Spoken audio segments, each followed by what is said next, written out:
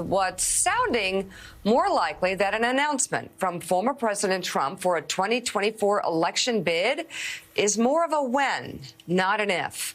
But it's not about avenging a loss. It's not about being angry about the last election. 4 people with knowledge of the situation tell Rolling Stone that mounting legal issues are a motivating factor for Trump's desire to retake the White House.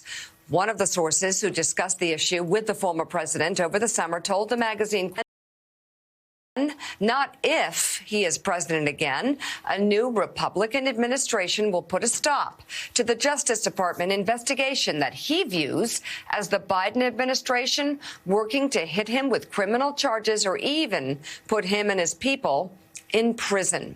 According to the Justice Department's Office of Legal Counsel, a sitting president cannot be charged with a federal crime. The same is not true for prosecution at a state level. However, any attempt to put Trump on trial would likely make its way to the Supreme Court. So, John Heilemann, this is nothing new. Whenever you talk to people close to Trump during the question of whether he's going to run for re-election or not after the drubbing in 2018, said, of course he's going to run for re-election.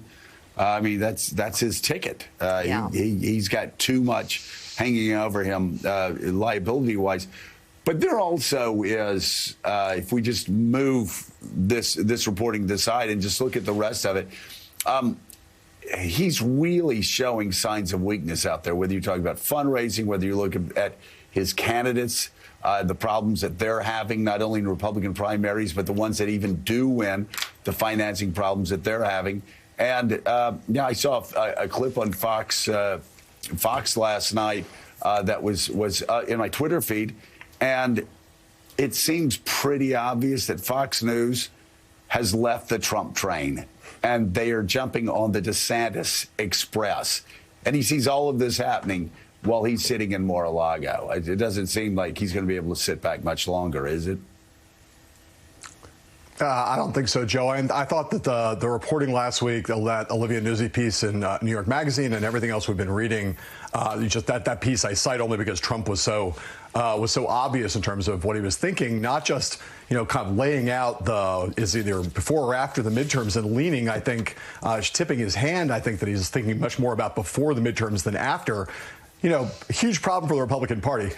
Whatever you think about Trump's prospects, the notion I could say that, the Mitch McConnells of the world maybe are starting to make peace with the notion that they're going to have to deal with Trump running. But the notion of Trump as an active candidate heading into these midterms just complicates their picture so much. But I think that's right. And if he runs, which looks he's going to, he's the front runner.